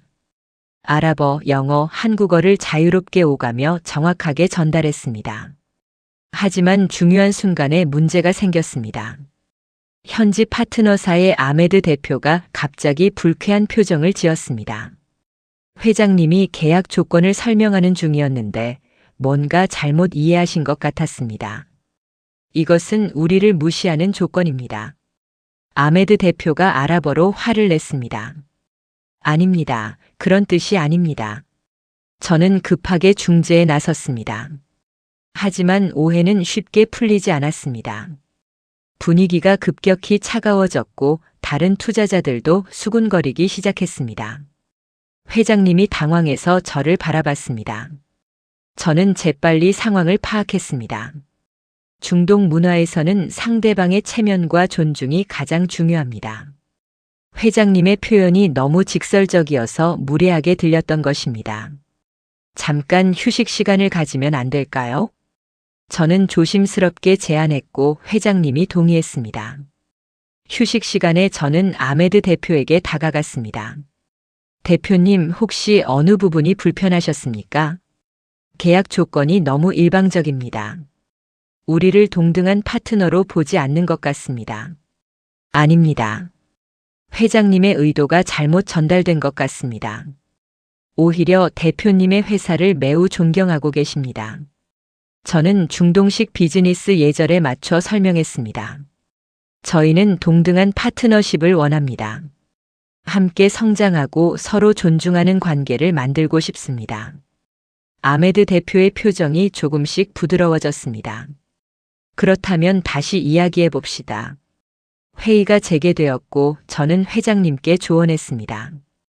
회장님, 먼저 아메드 대표님 회사의 성과를 칭찬해 주세요. 그리고 동등한 파트너십을 강조하시면 좋겠습니다. 회장님이 제 조언대로 하시자 분위기가 완전히 달라졌습니다. 저희는 귀사의 중동 시장 전문성을 매우 높이 평가합니다. 함께 성장하는 진정한 파트너가 되고 싶습니다. 아메드 대표가 만족스러운 표정으로 고개를 끄덕였습니다. 결국 계약은 성사되었습니다. 투자 포럼이 끝난 후 현지 언론에서 저에게 인터뷰를 요청했습니다. 한국에서 온 서은채 팀장이 문화적 차이를 해결해 계약을 성사시켰다는 기사가 현지 신문에 실렸습니다. 호텔로 돌아가는 차 안에서 회장님이 말씀하셨습니다. 은채 팀장이 없었으면 이번 계약은 무산됐을 거예요. 운이 좋았을 뿐입니다. 아니에요. 실력이에요. 언어뿐만 아니라 문화까지 이해하고 있으니까요. 그날 밤 호텔 방에서 창밖을 바라봤습니다. 두바이의 야경이 눈부시게 빛나고 있었습니다. 4개월 전 가정부로 청소를 하던 제가 지금 중동에서 수백억 원짜리 계약을 성사시키고 있다니 꿈만 같았습니다. 하지만 그때 핸드폰이 울렸습니다. 최은석 부장이었습니다. 목소리가 다급했습니다. 은채 팀장, 큰일 났어요. 무슨 일인데요? 회사에서 또 사건이 터졌어요. 빨리 돌아와야 할 것 같습니다. 제 가슴이 철렁 내려앉았습니다. 무슨 사건이요? 전화로는 설명하기 어려워요. 일단 한국으로 돌아오세요. 빨리요. 다음 날 아침 일찍 한국행 비행기를 탔습니다. 비행기 안에서 회장님에게 여쭤봤습니다. 회장님, 무슨 일인지 아십니까? 회장님의 표정이 굳어 있었습니다. 내부 고발이 들어왔다고 하더군요. 내부 고발이요? 우리 회사의 회계 부정에 대한 제보래요. 그리고 그 제보자가 회장님이 말을 멈췄습니다. 누구입니까? 당신 팀 직원 중 한 명이라고 합니다. 제 머릿속이 하얘졌습니다. 정수민, 이현주, 박준호, 셋 중 누군가가 회사를 고발했다는 겁니까? 12시간의 비행 끝에 인천공항에 도착했습니다. 공항에는 최은석 부장이 기다리고 있었습니다. 얼굴이 창백했습니다. 팀장님, 지금 회사가 난리입니다. 대체 무슨 일이에요? 검찰이 압수수색을 나왔어요. 회계 부정 혐의로요. 그게 우리 팀 직원이랑 무슨 상관이에요? 최은석 부장이 망설이더니 말했습니다. 고발 내용 중에 글로벌 커뮤니케이션 팀의 해외 출장비 부정 사용 의혹도 포함되어 있어요. 뭐라고요? 누군가 팀장님이 개인적인 용도로 출장비를 유용했다는 증거를 제출했대요. 제 다리에서 힘이 빠졌습니다. 그건 사실이 아닙니다. 저도 알아요. 하지만 증거 자료가 있대요. 영수증이랑 계좌 내역까지. 회사에 도착하니 정말 아수라장이었습니다. 검찰 조사관들이 서류를 박스에 담아 나르고 있었고 직원들은 불안한 표정으로 모여 있었습니다. 제 사무실 문은 봉인 테이프로 막혀 있었습니다. 팀원들이 복도에 서 있었습니다. 정수민과 이현주, 박준호. 3명 모두 제 눈을 피했습니다. 너희 중 누구야? 제 목소리가 떨렸습니다. 누가 나를 고발한 거야? 침묵이 흘렀습니다. 그때 박준호가 고개를 들었습니다. 죄송합니다, 팀장님. 제 심장이 멈추는 것 같았습니다. 준호 씨. 왜? 저도 어쩔 수 없었어요. 제가 발견한 증거를 그냥 넘길 수가 없었습니다. 무슨 증거를 발견했는데? 팀장님 명의로 된 해외 계좌요. 거기로 회사 돈이 빠져나간 흔적이 있었어요. 그건 내가 한 게 아니야. 그럼 누가 했는데요? 박준호의 목소리에 확신이 담겨 있었습니다. 바로 그때 검찰 조사관이 다가왔습니다. 서은채 팀장님이십니까? 네. 함께 가주셔야겠습니다. 조사받으실 일이 있습니다. 제 앞에 수갑이 채워지는 순간 세상이 무너지는 것 같았습니다. 복도를 지나가는데 모든 직원들이 저를 바라봤습니다. 동정, 실망, 비난. 온갖 시선들이 제게 쏟아졌습니다. 역시 너무 빨리 올라간 사람은 가정부 출신이라더니 결국 본색이 드러났네. 수군거리는 소리들이 귓가에 맴돌았습니다. 엘리베이터 문이 닫히는 순간 최은석 부장의 안타까운 눈빛이 보였습니다. 검찰청으로 가는 차 안에서 생각했습니다. 누가 저를 이렇게 함정에 빠뜨린 걸까요? 해외 계좌라니? 저는 그런 계좌를 만든 적이 없습니다. 누군가 제 명의를 도용한 게 분명합니다. 하지만 어떻게 증명하죠? 이지우 비서실장 때처럼 또다시 누명을 벗을 수 있을까요? 아니면 이번에는 정말로 끝인 걸까요? 조사실 문이 열렸습니다. 냉정한 표정의 검사가 저를 기다리고 있었습니다. 앉으세요, 서은채 씨. 저는 의자에 앉았습니다. 손이 떨렸지만 꾹 참았습니다. 해명할 기회를 드리겠습니다. 왜 회사 돈을 개인 계좌로 빼돌렸습니까? 그런 적 없습니다. 증거가 있는데요. 당신 명의의 홍콩 계좌로 지난 3개월간 2억 원이 송금됐습니다. 2억 원? 저는 그런 돈을 받은 적이 없습니다. 누군가 제 명의를 도용한 겁니다. 증거가 있습니까? 저는 대답할 수 없었습니다. 검사가 서류를 펼쳤습니다. 여기 계좌 개설 서류에 당신 서명이 있습니다. 필적 감정 결과도 일치한다고 나왔고요. 제 세상이 무너지는 소리가 들렸습니다. 과연 저는 이 누명을 벗을 수 있을까요? 누가, 왜, 어떻게 이런 완벽한 함정을 만든 걸까요? 그리고 이번에는 정말로 제 인생이 끝나는 걸까요? 조사는 밤늦게까지 계속되었습니다. 같은 질문이 반복됐고 저는 같은 대답을 수없이 했습니다. 저는 그런 계좌를 만든 적이 없습니다. 그럼 누가 당신 명의로 만들었다는 겁니까? 모릅니다. 하지만 분명 누군가 저를 함정에 빠뜨린 겁니다.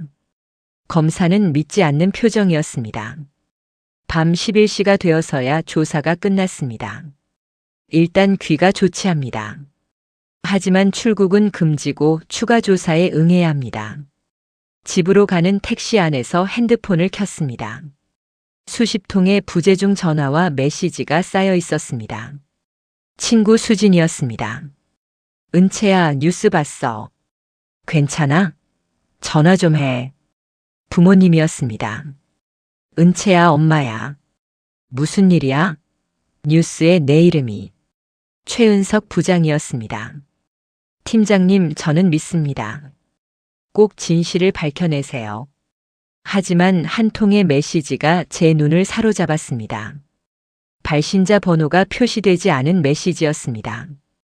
홍콩 계좌의 비밀을 알고 싶으면 내일 밤 10시 한강공원 반포대교 아래로 오세요. 혼자 오세요. 제 손이 떨렸습니다. 누구일까요? 왜 저를 부르는 걸까요? 함정일 수도 있었습니다. 하지만 다른 선택지가 없었습니다. 집에 도착했지만 잠을 이룰 수 없었습니다.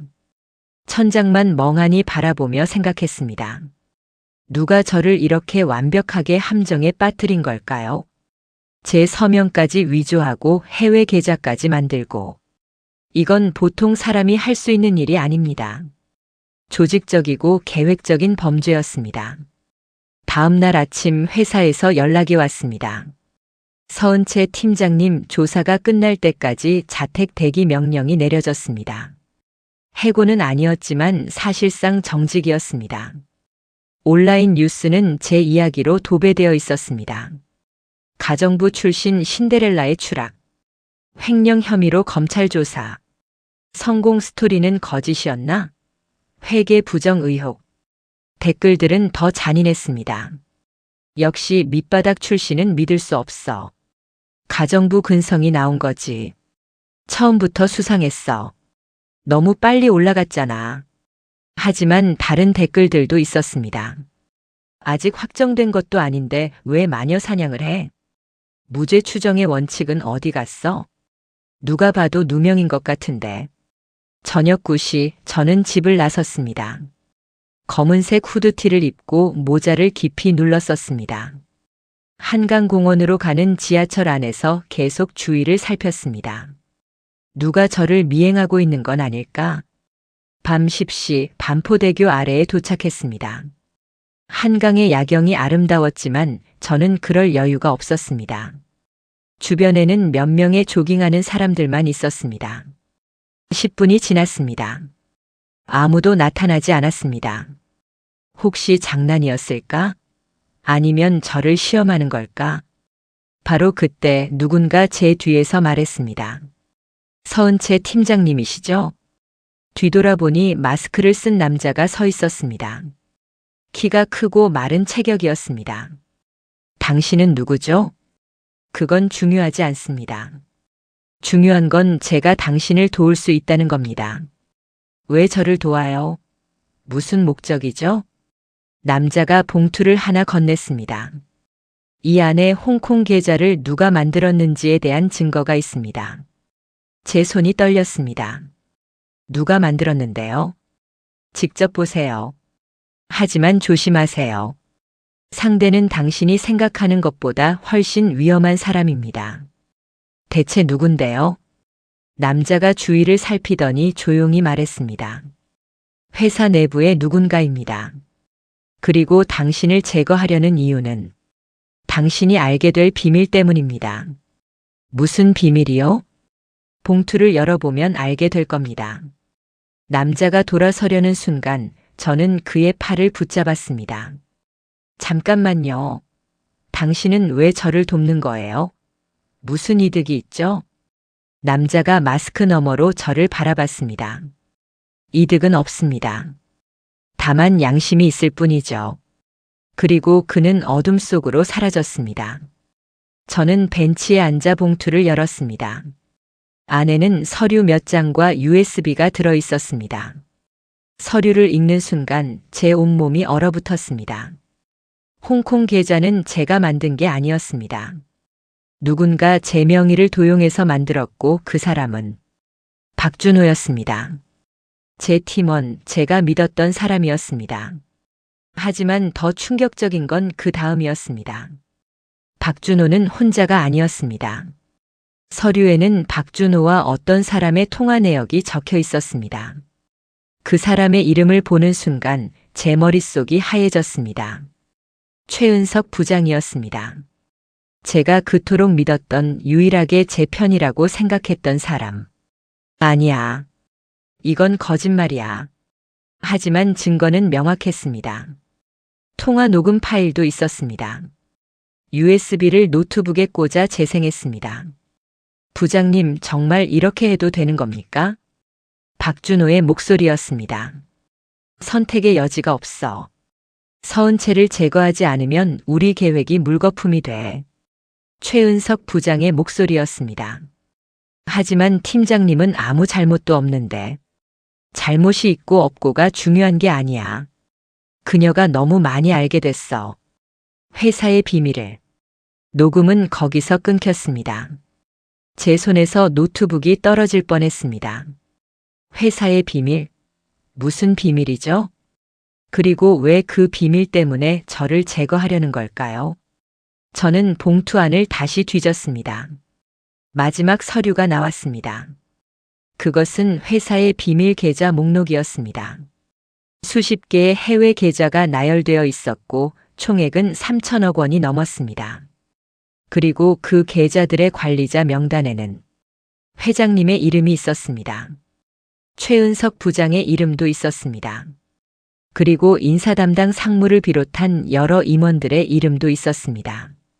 제 머릿속이 복잡해졌습니다. 이게 무슨 의미일까요? 회사 임원들이 비자금을 조성하고 있다는 건가요? 그리고 제가 글로벌 커뮤니케이션 팀장이 되면서 이 비밀에 접근할 위험이 생긴 거였나요? 그래서 저를 제거하려고 한 건가요? 핸드폰이 울렸습니다. 최은석 부장이었습니다. 저는 전화를 받지 않았습니다. 두 번째 전화가 왔습니다. 이번에는 회장님이었습니다. 역시 받지 않았습니다. 그때 문자 메시지가 왔습니다. 은채 팀장, 내일 아침 10시에 회사로 오세요. 중요한 이야기가 있습니다. 마이너스 회장. 저는 어떻게 해야 할까요? 이 증거를 가지고 검찰에 가야 할까요? 아니면 회사로 가서 직접 대면해야 할까요? 하지만 회사로 가면 위험할 수도 있습니다. 그들이 저를 어떻게 할지 모릅니다. 밤새 고민했습니다. 그리고 결정했습니다. 회사로 가겠습니다. 직접 대면해서 진실을 밝히겠습니다. 다음 날 아침 9시 30분, 저는 회사 앞에 섰습니다. 손에는 어젯밤 받은 증거 자료를 담은 가방을 들고 있었습니다. 깊게 숨을 들이마셨습니다. 그리고 회사 문을 열고 들어갔습니다. 직원들이 수군거리며 저를 쳐다봤습니다. 엘리베이터를 타고 회장실이 있는 15층으로 올라갔습니다. 회장실 문 앞에 섰습니다. 노크를 하려는 순간 문이 열렸습니다. 최은석 부장이 서 있었습니다. 은채 팀장 기다렸어요. 들어오세요. 그의 미소가 예전처럼 따뜻해 보이지 않았습니다. 회장실 안에는 회장님과 여러 임원들이 앉아 있었습니다. 모두 심각한 표정이었습니다. 회장님이 말했습니다. 앉으세요, 은채 팀장. 저는 의자에 앉았습니다. 회장님이 서류를 펼쳤습니다. 은채 팀장, 우리가 제안을 하나 하려고 합니다. 무슨 제안입니까? 당신의 모든 혐의를 벗겨드리겠습니다. 그리고 보상금으로 10억 원을 드리죠. 10억 원? 제 귀를 의심했습니다. 대신 조건이 있습니다. 무슨 조건이죠? 회장님이 저를 날카롭게 쳐다봤습니다. 회사를 떠나세요. 그리고 평생 입을 다무세요. 당신이 알게 된 모든 것에 대해서. 순간 저는 깨달았습니다. 그들이 제가 비밀을 알고 있다는 걸 눈치챈 겁니다. 과연 저는 어떤 선택을 해야 할까요? 10억 원을 받고 조용히 떠날까요? 아니면 진실을 밝히고 그들과 맞서 싸울까요? 그리고 싸운다면 과연 제가 이길 수 있을까요? 제 인생의 가장 중요한 선택의 순간이었습니다. 저는 천천히 가방에서 서류를 꺼냈습니다. 회장님과 임원들의 표정이 굳어졌습니다. 제안 감사합니다, 회장님. 하지만 거절하겠습니다. 회장님의 얼굴이 차갑게 변했습니다. 은채 씨, 신중하게 생각하세요. 이건 당신을 위한 마지막 기회입니다. 저도 제안이 하나 있습니다. 저는 서류를 책상 위에 펼쳤습니다. 홍콩 계좌 내역, 비자금 조성 증거, 박준호와 최은석 부장의 통화 녹음. 모든 증거가 그들 앞에 놓였습니다. 회장실이 얼어붙었습니다. 최은석 부장의 얼굴이 새하얗게 질렸습니다. 이건 어디서? 저를 함정에 빠뜨린 건 실수였습니다. 덕분에 더 깊은 진실을 알게 됐으니까요. 회장님이 책상을 쾅 내리쳤습니다. 은채 씨, 지금 무슨 짓을 하는 거요? 제 혐의를 벗고 싶습니다. 진짜 범인들이 밝혀지면 자연스럽게 해결되겠죠. 인사 담당 상무가 위협적으로 말했습니다. 그 증거를 어디 가져가려고? 검찰에? 경찰에? 그러면 당신도 무사하지 못할 거요. 알고 있습니다. 저는 핸드폰을 꺼냈습니다. 그래서 이 증거 사본을 이미 여러 곳에 보내뒀습니다. 제 변호사, 신뢰할 수 있는 기자, 그리고 국세청 제보센터예요. 뭐라고? 회장님이 벌떡 일어났습니다. 만약 제게 무슨 일이 생기면 그 증거들이 자동으로 공개되도록 설정했습니다. 거짓말이었습니다. 하지만 그들은 확인할 방법이 없었습니다. 최은석 부장이 다급하게 말했습니다. 은채 팀장, 왜 이러는 거예요? 우리가 당신을 여기까지 끌어올려줬잖아요. 그래서 이용하기 쉬웠겠죠. 가정부 출신이니까 뭔가 문제가 생기면 제게 뒤집어 씌우면 되니까. 제 목소리가 떨렸지만 시선은 흔들리지 않았습니다. 박준호는 어디 있습니까? 그도 부장님의 지시를 따랐을 뿐이죠. 협박받았거나 회유당했거나. 최은석 부장이 고개를 떨궜습니다. 회장님이 한숨을 깊게 내쉬었습니다. 은채 씨, 당신은 너무 순진해요. 이 세상이 어떻게 돌아가는지 몰라요. 알고 있습니다. 하지만 그렇다고 제가 거기에 동참할 이유는 없습니다. 그럼 어쩔 건데? 우리를 고발할 건가? 저는 잠시 침묵했습니다. 사실 저도 확신이 없었습니다. 정말로 이들을 고발해야 할까요? 회장님은 저에게 기회를 준 사람입니다. 다른 임원들도 회사를 키우기 위해 노력한 사람들입니다. 하지만 잘못은 잘못입니다. 제안을 하나 하겠습니다. 회장님이 눈을 가늘게 떴습니다. 비자금을 모두 정리하세요. 국세청에 자진 신고하고 정당한 세금을 내세요. 그럼 우리가 얼마나 손해를 보는데. 그리고 저에 대한 모든 혐의를 취하하세요. 박준호도 마찬가지입니다. 그는 협박당한 피해자일 뿐이니까요. 그게 전부요? 네. 저는 회사를 망가뜨리고 싶지 않습니다. 수백 명의 직원들이 여기서 일하고 있으니까요. 회장실이 다시 조용해졌습니다. 임원들이 서로 눈빛을 주고받았습니다. 마침내 회장님이 입을 열었습니다. 시간을 주세요. 논의가 필요합니다. 일주일 드리겠습니다. 그때까지 답을 주세요. 저는 일어서서 문으로 걸어갔습니다. 은채 씨. 뒤에서 최은석 부장의 목소리가 들렸습니다. 미안했어요. 정말로. 저는 돌아보지 않았습니다. 부장님도 선택하세요. 계속 그들 편에 설 건지 아니면 올바른 길을 갈 건지. 회사를 나와 한강공원으로 갔습니다. 벤치에 앉아 강물을 바라봤습니다. 정말로 잘한 걸까요? 아니면 너무 무모한 선택이었을까요? 핸드폰이 울렸습니다. 친구 수진이었습니다. 은채야, 괜찮아? 응, 괜찮아. 뉴스 봤어. 다들 내 편이더라. 내가 누명 쓴 거라고 믿는 사람들이 많아. 정말? 당연하지. 너를 아는 사람들은 다 알아. 내가 그럴 사람이 아니라는 거. 그 말에 눈물이 났습니다. 일주일이 지났습니다. 회장님에게서 연락이 왔습니다. 회사로 오세요. 이야기할 게 있습니다. 회장실에 도착하니 분위기가 달랐습니다. 회장님과 임원들의 표정이 무거웠지만 적대적이지는 않았습니다. 은채 씨의 제안을 받아들이기로 했습니다. 제 가슴이 뛰었습니다. 정말입니까? 비자금을 정리하고 자진 신고하겠습니다. 그리고 당신과 박준호에 대한 모든 혐의를 취하하겠습니다. 최은석 부장이 고개를 숙였습니다. 은채 팀장, 정말 미안했습니다. 제가 너무 욕심이 많았습니다. 부장님도 고발하지 않겠습니다. 대신 회사를 떠나세요.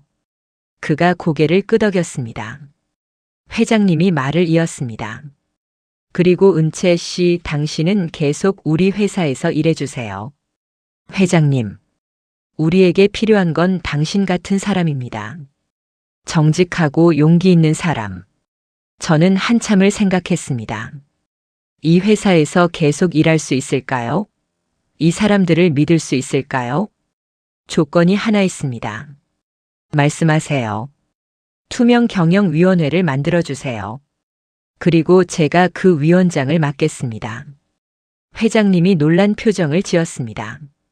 회사의 모든 재물을 투명하게 공개하고 부정이 일어나지 않도록 감시하는 조직입니다. 임원들이 웅성거렸습니다. 하지만 회장님이 고개를 끄덕였습니다.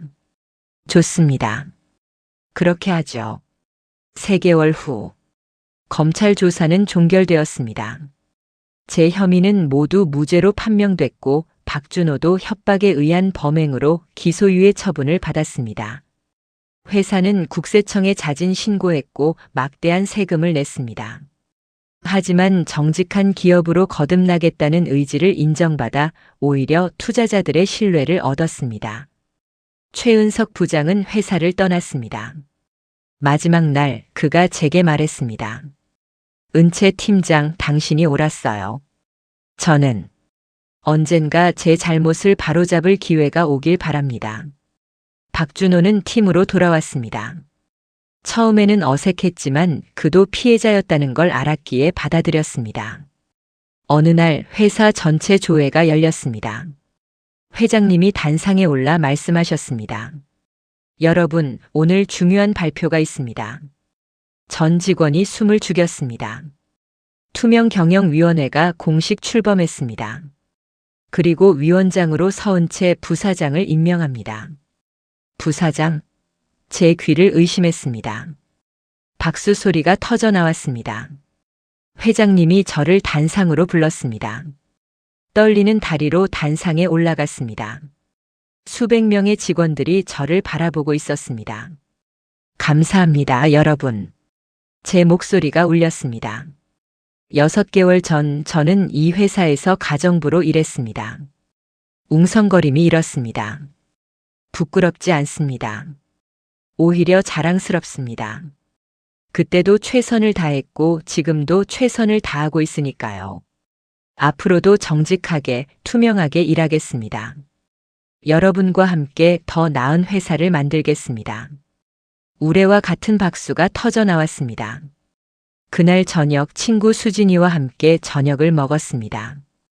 은채야, 정말 대단해. 부사장이라니. 아직 믿기지 않아. 근데 행복해? 저는 잠시 생각했습니다. 응, 행복해. 뭐가 제일 행복해?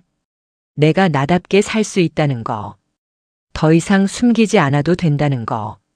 수진이가 제 손을 꽉 잡았습니다. 자랑스러워, 내 친구.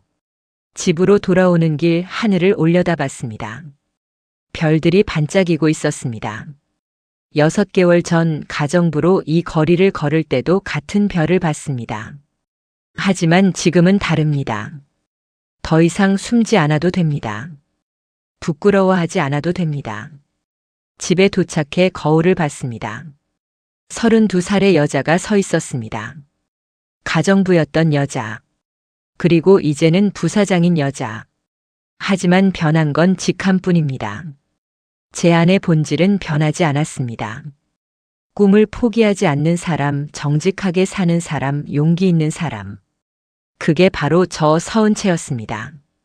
다음 날 아침 출근길에 지하철에서 한 젊은 여성이 저를 알아봤습니다.